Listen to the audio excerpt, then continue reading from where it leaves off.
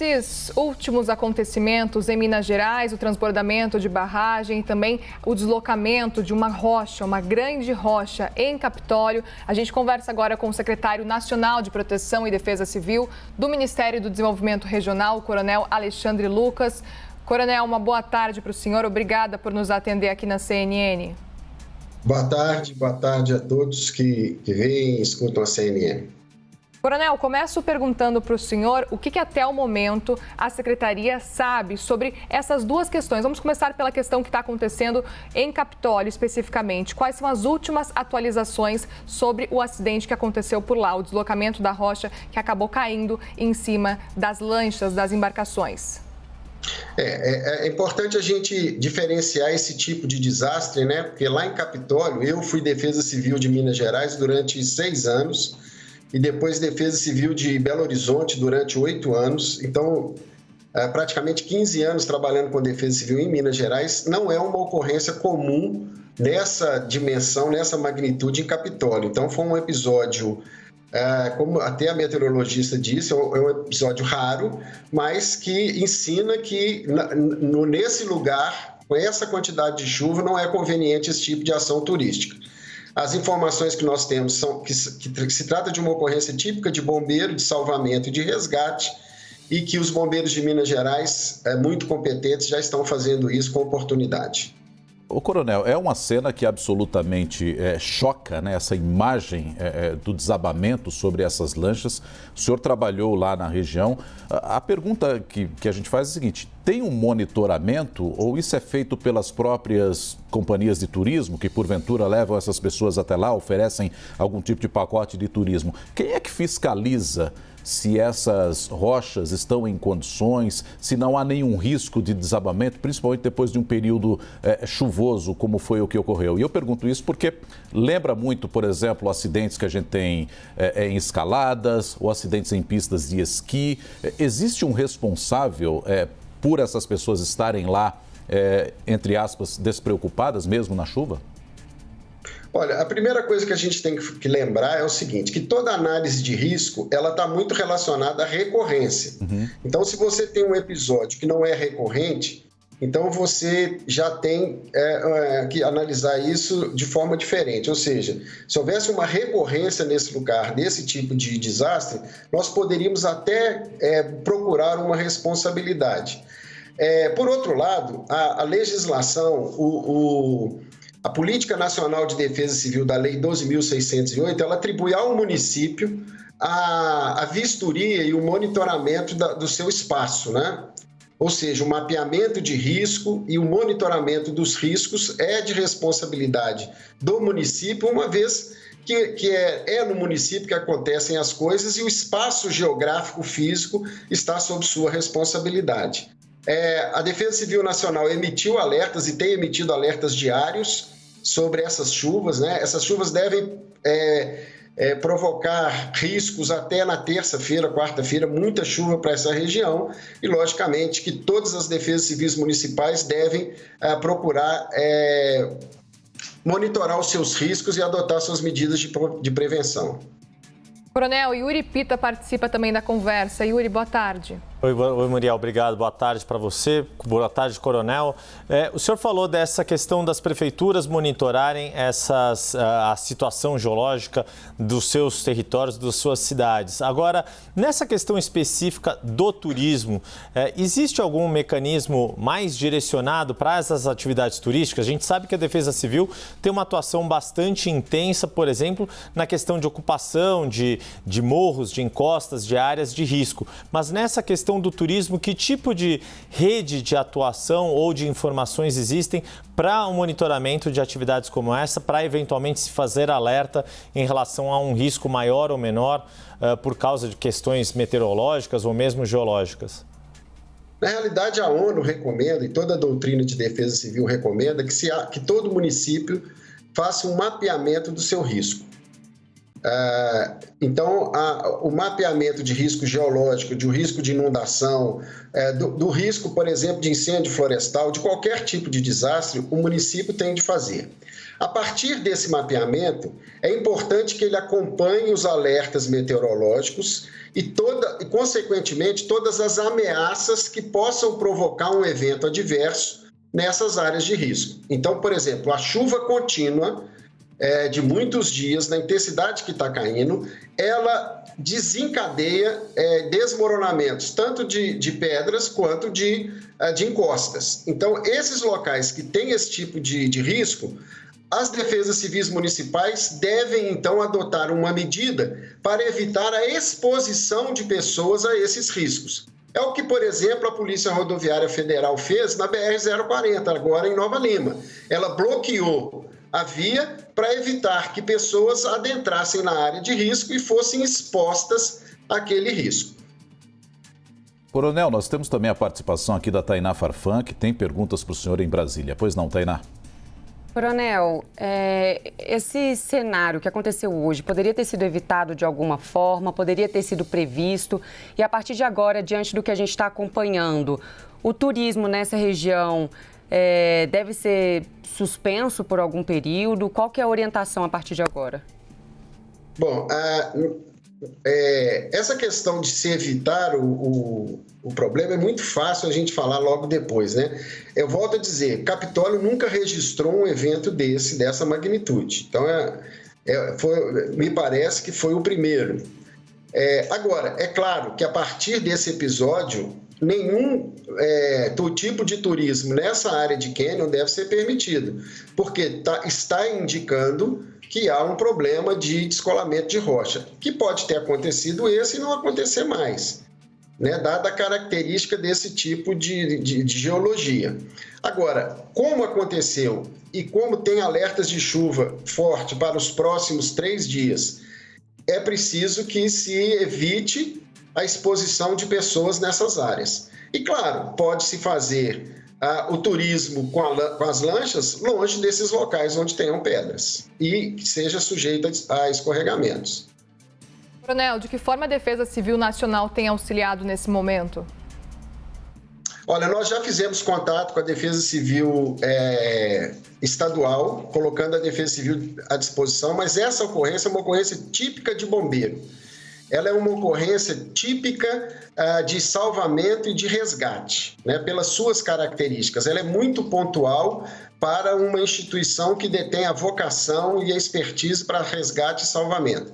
É claro, já recomendamos à Defesa Civil de Capitólio que interrompa essa atividade turística através do nosso Centro de Administração de Desastres. Isso é uma decisão da Prefeitura, logicamente, é uma recomendação que a gente até usa a CNN para alertar as pessoas que evitem essas áreas e colocamos à disposição, não só nesse caso de Capitólio, mas também fizemos contato com a Defesa Civil de Minas Gerais, com o comandante do Corpo de Bombeiros de Minas Gerais, com as autoridades de Minas Gerais, colocando a Defesa Civil Nacional à disposição, não só para esse caso, mas por tudo que está acontecendo no Estado.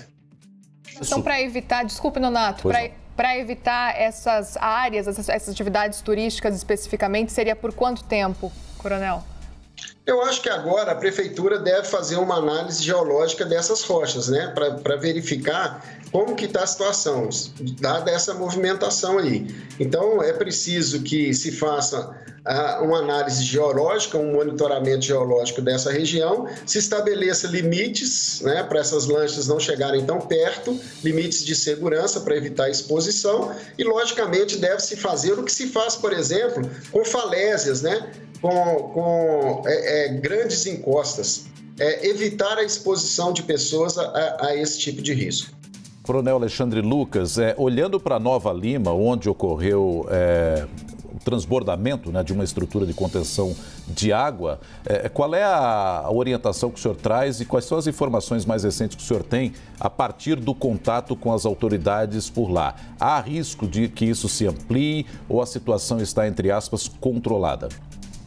Olha, a respeito desse episódio, tem até um fato interessante.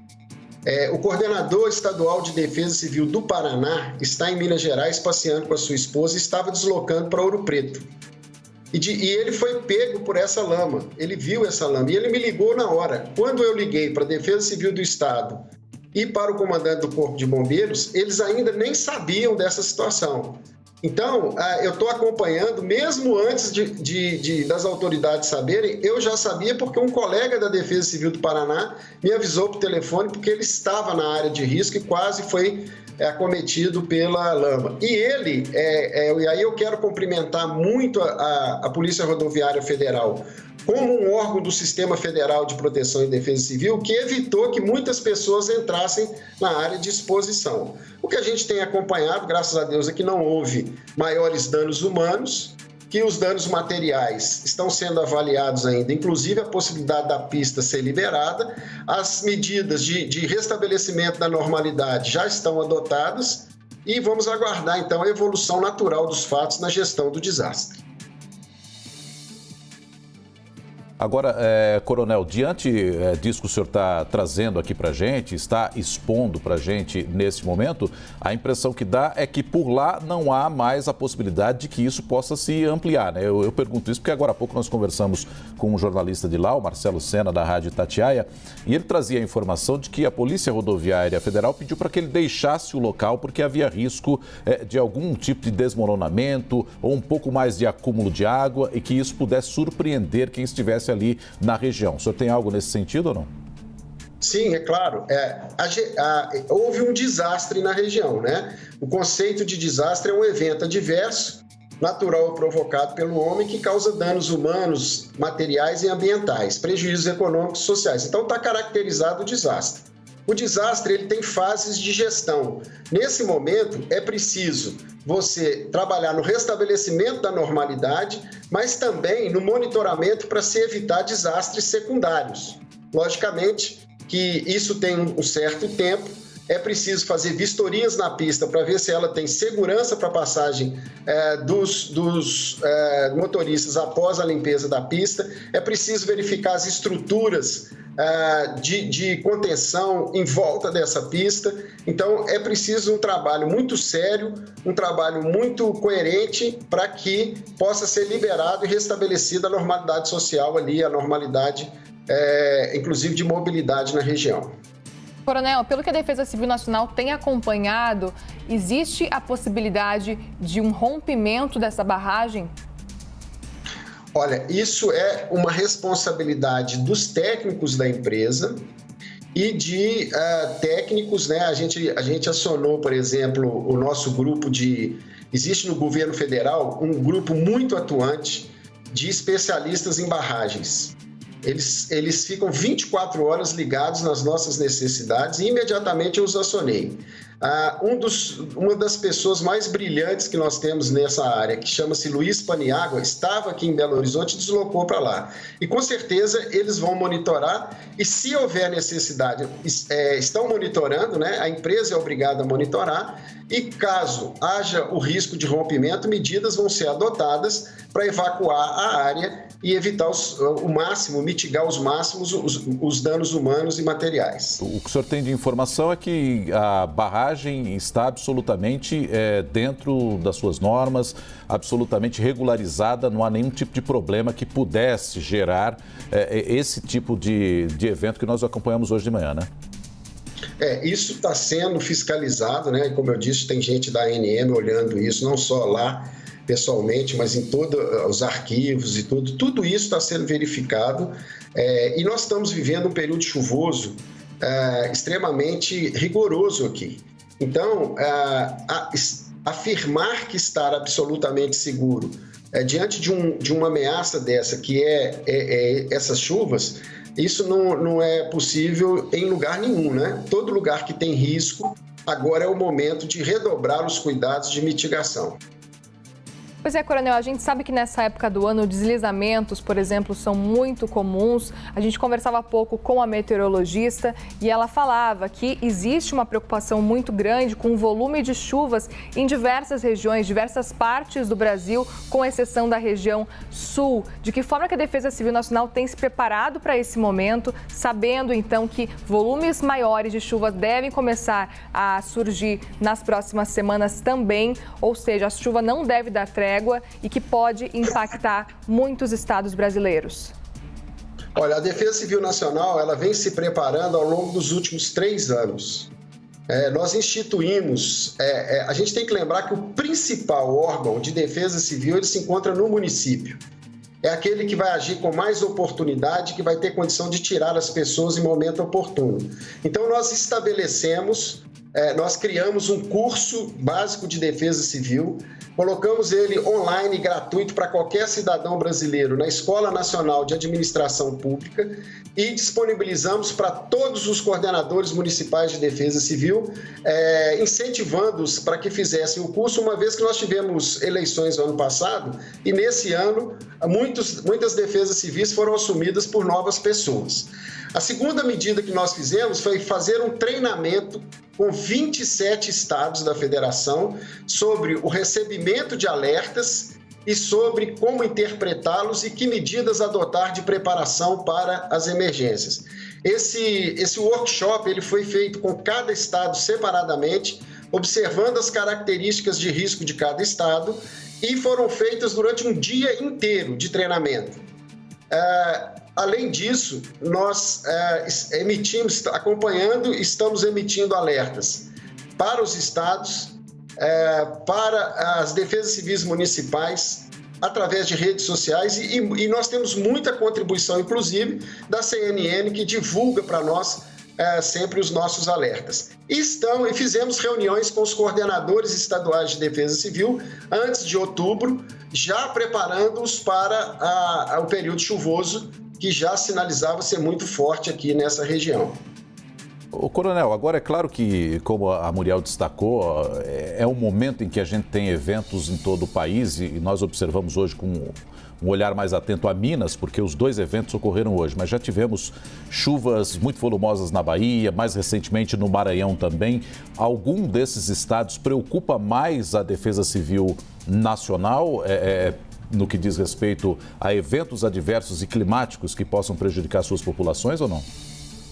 Não, na realidade a nossa preocupação é com todos, porque são pessoas, são vidas humanas e o nosso objetivo, inclusive estabelecido pelo Marco de Sendai, é diminuir a cada ano a perda de vidas humanas decorrentes dos desastres. Agora, é claro que você tem estados mais bem preparados do que outros. Você observa, por exemplo, que no estado de Minas Gerais o Corpo de Bombeiros tem um efetivo grande, tem uma capilaridade e tem, por exemplo, 6 aeronaves. Você tem a Bahia, por exemplo, que tem um Corpo de Bombeiros novo, recente saído da PM, que tem muito menos pessoas e não tem aeronave. Então, esse preparo, eu estou citando o exemplo de 2 estados, essa diferença de preparo também faz diferença nas questões de prevenção e de resposta.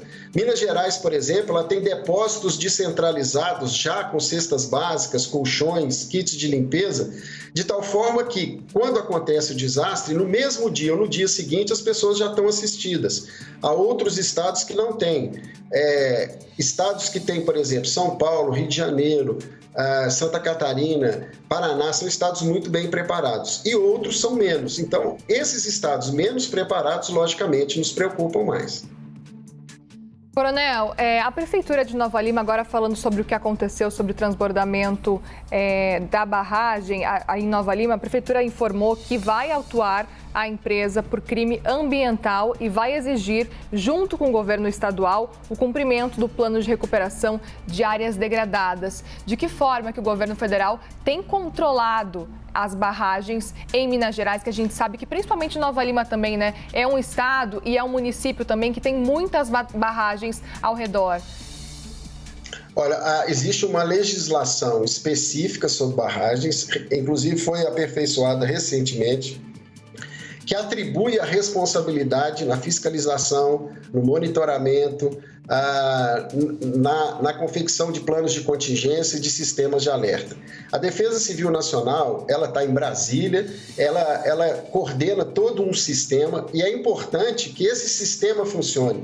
Ou seja, cidades que têm barragens, cidades que têm qualquer tipo de risco, é muito importante que a Defesa Civil Municipal funcione, ela seja bem estabelecida e bem atuante. E, claro, os estados também, porque estão no seu território. A Defesa Civil Nacional alerta, ela notifica, mas até por estar no governo federal, ela tem pouca atuação no sentido do local dessas barragens, no sentido local dessas barragens.